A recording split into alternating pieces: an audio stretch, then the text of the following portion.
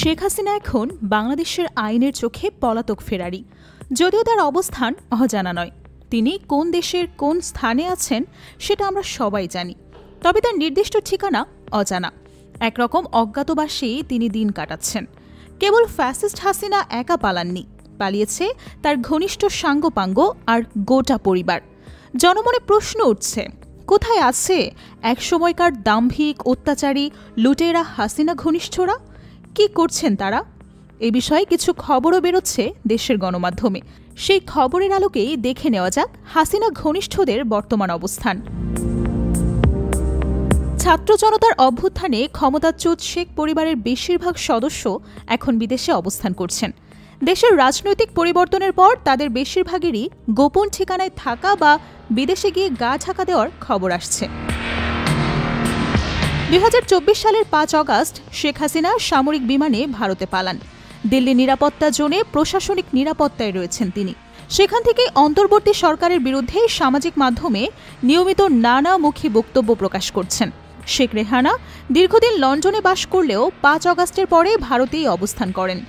এরপরে তিনি লন্ডনে ফিরে গেছেন বলেই জানা গেছে। বর্তমানে রেহানা সেখানেই রয়েছেন। সজীব ওয়াজেদ জয় যুক্তরাষ্ট্রে অবস্থান করছেন।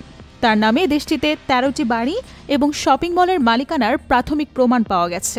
দুর্নীতি ও সম্পদ অর্জনের অভিযোগে দুদক জব্দের উদ্যোগ নিয়েছে। মাঝে মাঝে ফেসবুক লাইভে রাজনৈতিক বক্তব্য রাখেন তিনি, এবং তিনি জুন মাসে ভারতের সাথে ঈদ উদযাপন করেছেন।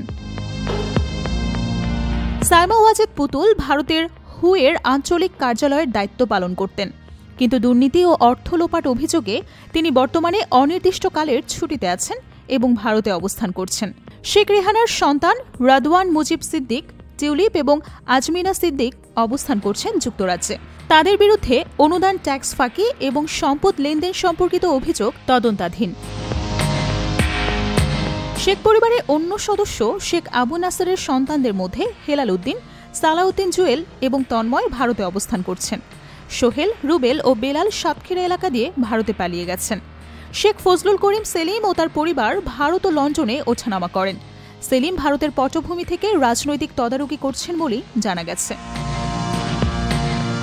শেখ ফজলুল হক মনির ছেলে ফজলে শামস পরশ ও শামিল তাপস বর্তমানে কানাডায় অবস্থান করছেন। তারা 5 অগাস্টের আগে বা পরে সেই দেশে উড়াল দেন। শেখ ফজলুর রহমান মারুফ ক্যাসিনো কাণ্ডের সময় আলোচিত ছিলেন। তিনি সিঙ্গাপুর হয়ে দুবাইতেও ভ্রমণ করেছেন বলেই শোনা গেছে। শেখ আব্দুল হাসনাত আবদুল্লাহ এবং তার পরিবারের সদস্যদের অবস্থান নিয়ে বিভিন্ন তথ্য পাওয়া যাচ্ছে। কেউ কেউ ভারতের পথে পাড়ি দিয়েছেন, কেউ ঢাকায় আত্মগোপনে ছিলেন।